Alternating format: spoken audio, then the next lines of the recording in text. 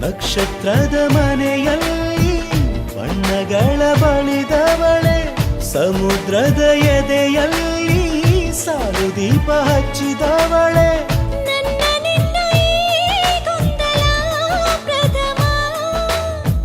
ಕಣ್ಣ ತುಂಬಿರೋ ಹಂಬಲ ಅಂತಿಮ ಪ್ರಥಮ ಒಲವಾಗಮನ ಪ್ರಥಮ ಕನಸಾಗಮನ ಪ್ರಥಮ ಒಲವಾಗಮನ